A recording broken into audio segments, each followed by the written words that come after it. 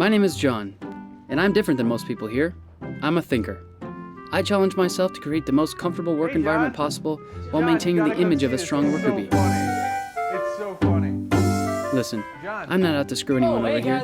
I just want what any man wants, to be comfortable. If I'm comfortable, I'm smiling. And if I'm smiling, other people are smiling. It's contagious. This is one of mine. This is what I do. I design cardboard cutouts. What's up, Gilbert?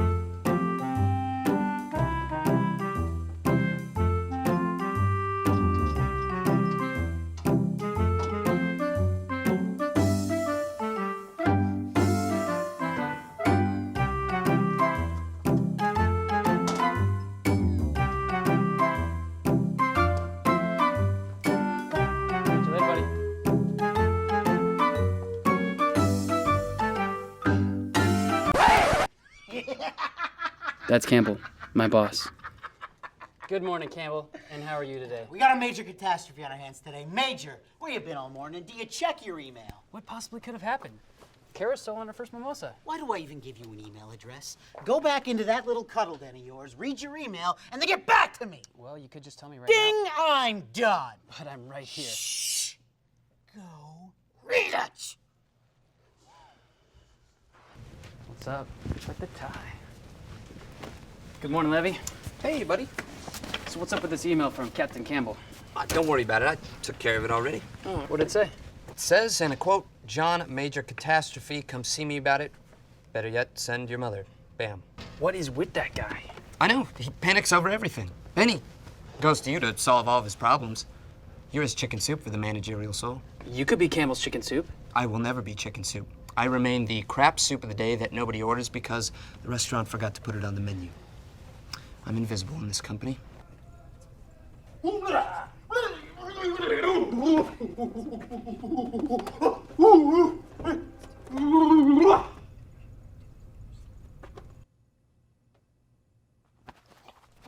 come on!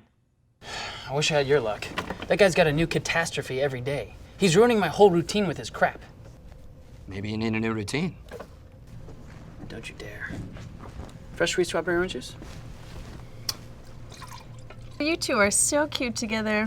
Aren't you just drunk? I have a light buzz. Are you guys going to the meeting? What meeting? Janice, the new operations manager, is holding a meeting in 5 minutes. How can you not know about this?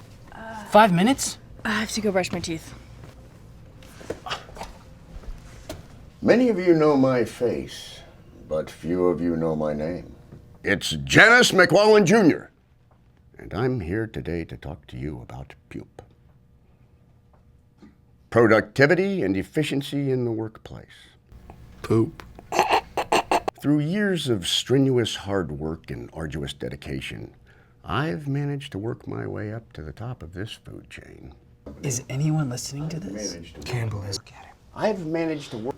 This is exactly what I mean by an unnecessary variable. Throwing my whole internal balance off kilter. I should be taking my morning dump right now.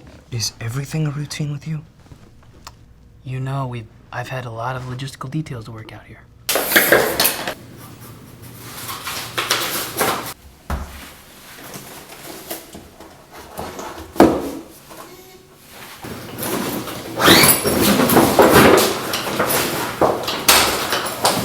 Those few moments of sanctuary on the pod make my entire day tolerable. Otherwise, it's a colossal waste of time. Like foreplay. Exactly. By far, though, the best reinvention of my routine is the handicap bathroom. You use the handicap bathroom. And now, the big news. At the end of each week, I'm going to reward one of you hardworking individuals with a little something extra. The Gold Star. It's not like it's a parking space. You're not gonna get a ticket. Come on, live a little, you Boy Scout. Hey, I made it to Eagle. Yeah, you refuse to spread your wings. Have you ever been in there? It's like a palace. Dude, John's right, though. Why should 99% of the employees only use 50% of the bathroom? Yes, thank you. And don't go telling everyone about this, by the way. You'll ruin it for me. The more people that know about it, the more they're gonna use it. And I need this, Levy. And we shall succeed together because Janice McWallen Jr. does not fail.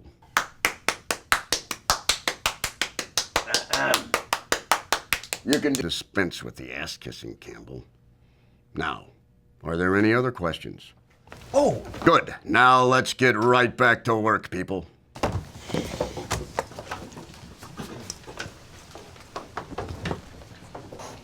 Poop, poop, can't talk, poop, poop. Cute! Go get him, son! Yes, you do. Spit it out, son. I dream of being big and powerful just like you. I dream of big, powerful men just like you. Good, I'm a hard worker and deserve a more challenging position. I'm hard, and working on a more challenging position for you, sir. Get out of my way, fruitcake.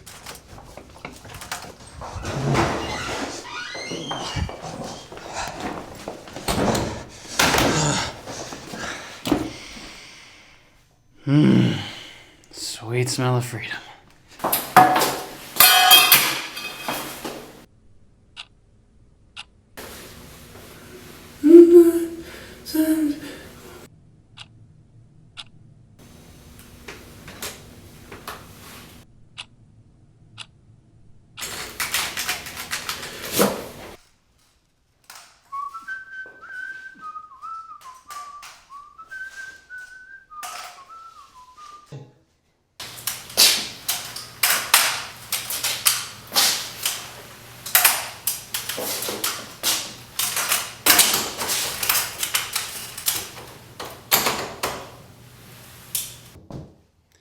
Ocupado.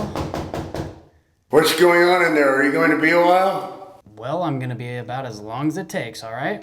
It's just that this is my usual stall. Yeah, well, this is my usual stall too, buddy. And if one of my friends out there has been telling you about this little thing I got going on, you can go out there and tell him I'm gonna kick his ass next time I see him. You better come out of there right now! You better get out of here before it gets rough! No respect. You're the very epitome of what's wrong with this entire company. I quit banging out there, goddammit! People are trying to relax! No! Oh, you better get out of here! Your days will never be the same when I'm through with you! These days here are gonna be a living hell, do you hear me? I've got spies all over this country!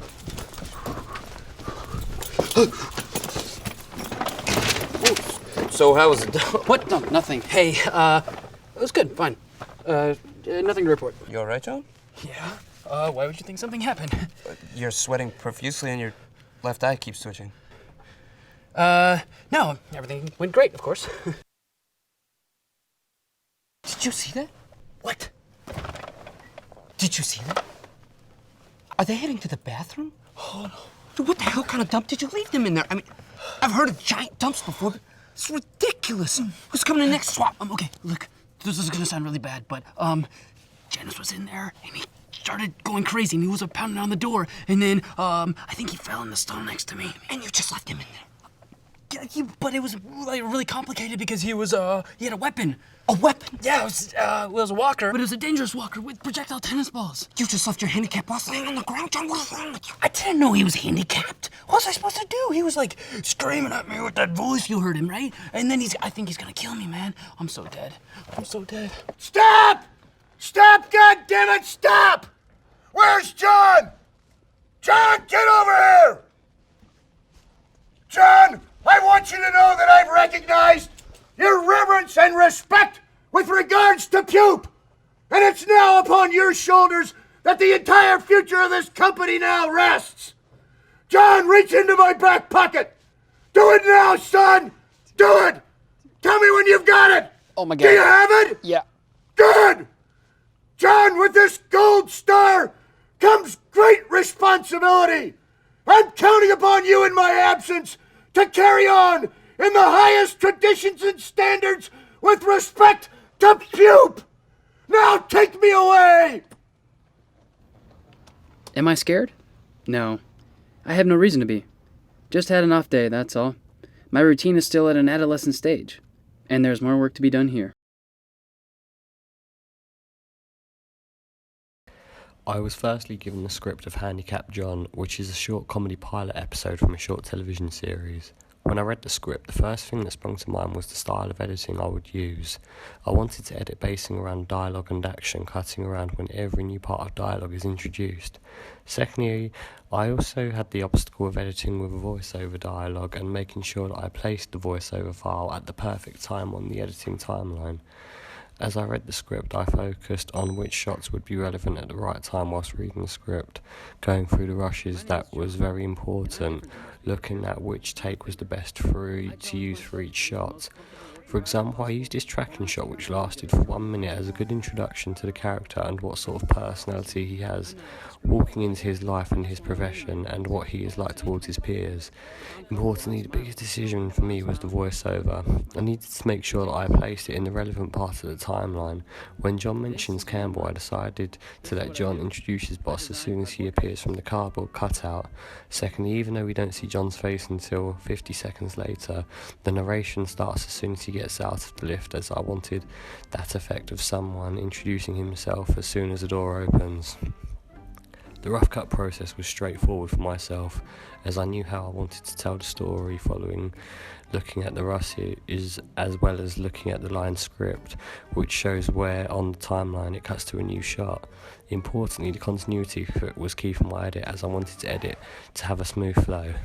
I made sure it flowed by following the action in this scene. Here we see the continuity of when John introduces his dialogue and action, where he pours his orange juice into a cup, and then it cuts to a medium shot as we introduce Clara's character, introducing them into a three-way conversation, when and then cutting to a close-up John's reaction when there is a meeting in 5 minutes. I use no specialist types of editing such as cuts, wipes, fades, as I felt that it was the wrong style for a comedy genre.